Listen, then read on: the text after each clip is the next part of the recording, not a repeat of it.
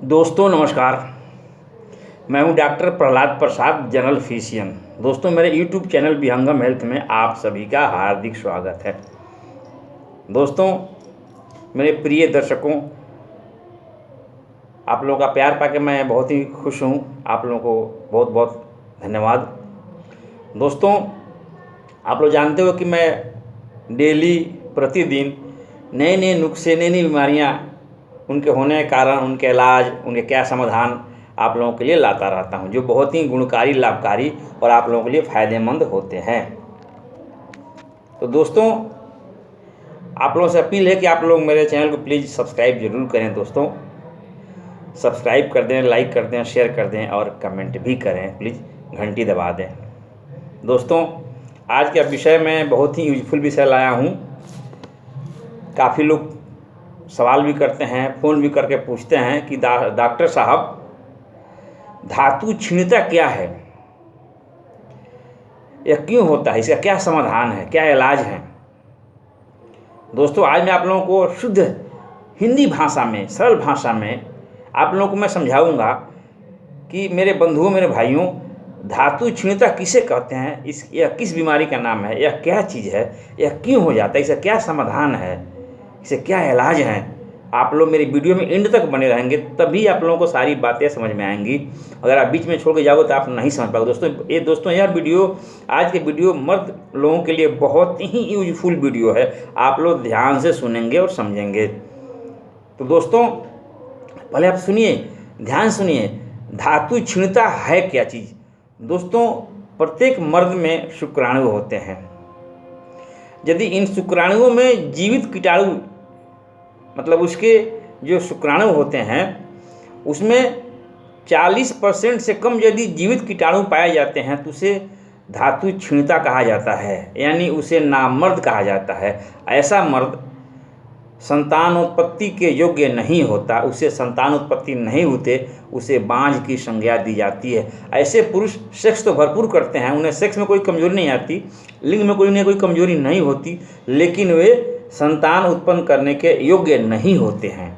अतः इसे ही धातु क्षीणता कहते हैं। समझ गए ना। यानी आपके सीमेन में यदि जीवित कीटाणुओं की संख्या, सक्रिय कीटाणुओं की संख्या 40% या उससे कम है तो ऐसे पुरुष को धातु क्षीणता रोग से पीड़ित व्यक्ति की संज्ञा दी जाती है और ऐसे व्यक्ति को नामर्द कहा जाता है। क्लियर? आप लोग समझ गए होंगे कि धातु क्षीणता क्या है। अब बताता हूँ आप लोगों को। दोस्तों आप लोग ध्यान सुनेंगे, बने रहेंगे कि धातु क्षीणता आखिर होता क्यों है। दोस्तों आजकल मेरे हॉस्पिटल में से बहुत से मरीज जाते हैं, काफ़ी पहले भी आए हैं। दोस्तों आज मैं आप लोगों को अपना अनुभव बताऊंगा, 25 साल का अनुभव आप लोगों को शेयर करूंगा कि आखिर धातु क्षीणता होता क्यों है। दोस्तों पहला नंबर होता है तनावपूर्ण जीवन। दोस्तों ऐसा दिखाई देता है बहुत से नवयुवक जो किसी कारण बस काफ़ी पहले से उनका लाइफ तनाव भरा होता है, टेंशन भरा होता है, अतः टेंशन और तनाव का वजह भी धातु क्षीणता हो सकता है। पहला नंबर। दोस्तों दूसरा नंबर, बचपन की कोई बुरी आदत, गंदी आदत, बचपन से ही आप सेक्स करने लगे हो ज़्यादा मात्रा में, या हैंड प्रैक्टिस, हस्त मैथुन करते हो, इससे आपके कम उम्र में यानी अपरिपक्व उम्र में यदि आप ये सब कर्म करते हो तो आपके जो सीमेंस हैं वो खत्म हो जाते हैं, उनके बनने की प्रक्रिया नष्ट हो जाती है और उनके अंदर कीटाणु जो है वह ज़्यादा निष्क्रिय हो जाते हैं। अतः ऐसे भी व्यक्ति या नवयुवक मतलब कि धातु क्षीणता के शिकार हो जाते हैं। ठीक है। पॉइंट नंबर 3 आता है अत्यधिक मात्रा में नशा का सेवन। नशा का सेवन तो एक लिमिट तक है तो चलता है। अत्यधिक मात्रा में नशा का सेवन या देसी कच्ची दारू का सेवन भी दोस्तों धातु क्षीणता का शिकार होता है। चरस, गांजा, अफीम, भांग, जो तमाम स्मैक वगैरह ये जो नशा वाली पदार्थ हैं, ये भी अपने जीवित कीटाणुओं को, सीमेन में जो जीवित कीटाणु उनको नष्ट कर देती है, उन्हें या निष्क्रिय कर देती है। ऐसे लोग मतलब जिंदा लाश बन के रह जाते हैं और वो नपुंसक बन जाते हैं। ठीक है। पॉइंट नंबर 4, हमेशा सेक्सी विचार, सेक्सी वार्तालाप, सेक्सी बातें सोचना, सेक्सी मूवीज देखना, या हमेशा सेक्स के बारे में विचार विमर्श करते रहना, हमेशा सोचते रहना, अपनी माथा को उसी में खपा कर रखना 24 घंटे। ऐसे लोगों का सीमेन जो है वो गल गल के पतला हो जाता है और स्वतः निष्कासित होने लगता है। ऐसे लोगों के बीच शुक्राणु की संख्या 40% से कम हो जाती है और वे धातु क्षीणता के शिकार हो जाते हैं और उन्हें नपुंसक कहा जाता है। क्लियर। और दोस्तों इसका आता है दोस्तों ऐसे ऐसे भी केस हमने देखा है कि किसी दवा का दुष्प्रभाव, किसी बीमारी में किसी कारण पे से यदि आप नीम हकीम खतरजान के पास चले गए, उन्हें नहीं पता इस दवा क्या साइड इफेक्ट है, तो किसी दवा का दुष्प्रभाव की वजह से भी नपुंसकता का शिकार आदमी हो सकता है। उसके सक्रिय शुक्राणु की संख्या खत्म हो जाती है, बहुत ही कम या 40% नीचे आ जाती है। ऐसे भी लोग मतलब नपुंसकता के शिकार हो जाते हैं। ठीक है दोस्तों, इसके बाद पॉइंट नंबर 6, नीम का पत्ता काफ़ी लोग खाते हैं दोस्तों। एक प्रचलित चीज़ है, सबको मालूम है ना दोस्तों, नीम का पत्ता बहुत ज़्यादा लोग खाते हैं। दोस्तों आप नीम का पत्ता कभी भी किसी डॉक्टर के या किसी वैद्य के देख रेख में ही खाएं, उनकी जानकारी से, उनके हिदायत के अनुसार खाएं, नहीं तो आप नपुंसकता के शिकार हो सकते हैं। दोस्तों नीम के पत्ते शुक्राणुओं को मारता है, शुक्राणुओं को नष्ट करता है। अतः नीम के पत्ता ज़्यादा मात्रा में खाने से आदमी नपुंसकता का शिकार या धातु क्षीणता का शिकार हो सकता है। अतः इससे भी बचे। कभी नीम का पत्ता खाना हो, किसी डॉक्टर या वैद्य के सलाह के उसे निगरानी में ही खाएं, तो ज़्यादा आप सेफ और सुरक्षित रहेंगे। अब चलिए दोस्तों, मैं आप लोगों को इसका इलाज बताता हूँ, ध्यान सुनेंगे और आप लोग बने रहेंगे, एंड तक बने रहेंगे। अब इसका अगर कोई व्यक्ति इसका शिकार हो ही गया है, इसका मरीज है ही, तो इसका इलाज क्या है? ठीक है, अब ध्यान सुनेंगे दोस्तों। पहला नंबर आता है ब्रह्मचर्य पालन। जब भी डॉक्टर पर जाएं, हम जो बताते हैं अपने मरीजों को आप लोग बता रहा हूँ, इलाज शुरू करने से पहले हम सब मरीज को, ऐसे मरीजों को बताते हैं कि आपको पूर्ण रूप से 100% आपको ब्रह्मचर्य का पालन करना होगा। यानी आपको बुरे विकार, सेक्सुअल एक्टिविटी या पत्नी से आपको बिल्कुल दूर होना। 90 दिन तक इसका कोर्स है दोस्तों, इसका कोर्स 90 दिन का है। 90 दिन तक आपको बिल्कुल ब्रह्मचर्य बन के रहना है, बिल्कुल हिलना डोलना नहीं है, समझ गया ना। कोई भी सेक्सुअल एक्टिविटीज़ नहीं होनी चाहिए, पहली शर्त। दूसरी शर्त होती है आप पेशाब की जांच करावें, देखें पेशाब में धातु तो नहीं जा रहा है, पेशाब में कैल्शियम या एल्बुमिन तो नहीं जा रहा है। अतः ऐसा है तो उसका इलाज करावें, आप ठीक हो जाएंगे।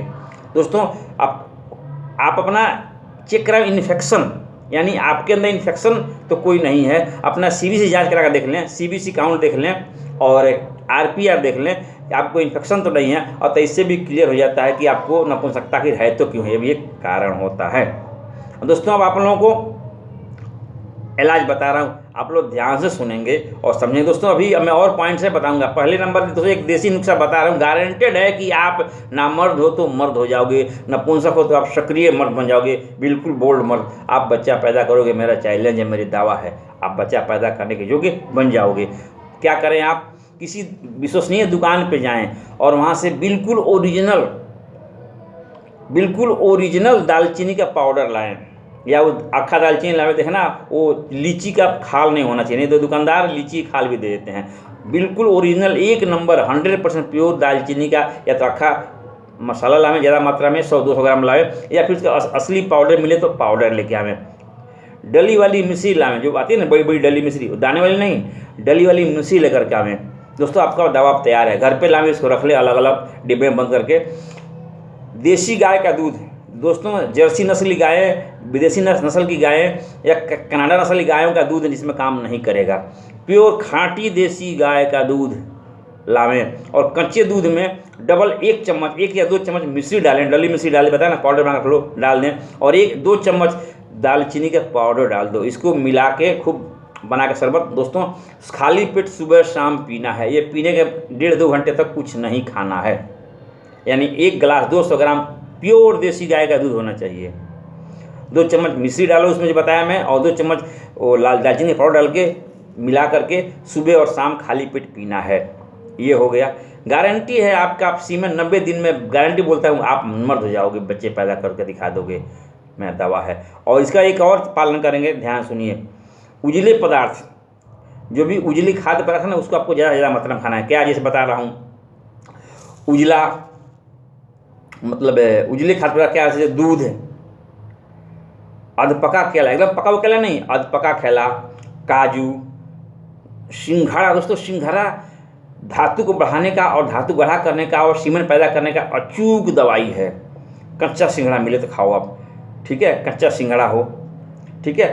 दोस्तों महुआ का हलवा, दोस्तों महुआ बिकता है किराना दुकान में, लाएं, उसको बढ़िया से कूट पीट के थोड़ा सा फरस गंदा और धूल मिट्टी निकाल लें और प्योर घी में उसको मतलब उसको घी पकावें, घी मतलब उसका घी प्योर देसी घी में उसका हलवा बनावें और महुए का हलवा खावें। दोस्तों सीमेन बढ़ाने में और सीमेन मिर्च कोशिकाओं को जीवित करने में, कोशिकाओं मतलब सीमेन में यह बहुत ही अचूक और कारगर औषधि काम करता है। ठीक है दोस्तों, मैं गारंटी कह रहा हूँ, आप इस सब का पालन करोगे, आप मर्द हो जाओगे। इम्पोर्टेंसी यानी आपका नपुंसकता, धातु क्षुणिता गारंटी खत्म हो जाएगा। दोस्तों मैं समझता हूँ आप लोग मेरी वीडियो को पूरा बात सुन लिए होंगे, आप लोग समझ गए होंगे। तो प्लीज़ मेरे चैनल को सब्सक्राइब करें, लाइक करें और शेयर करें, घंटी दबा दें और कमेंट भी करें। दोस्तों मैं अपना वक्तव्य इसके साथ समाप्त करता हूँ। चलिए, जय हिंद, जय भारत।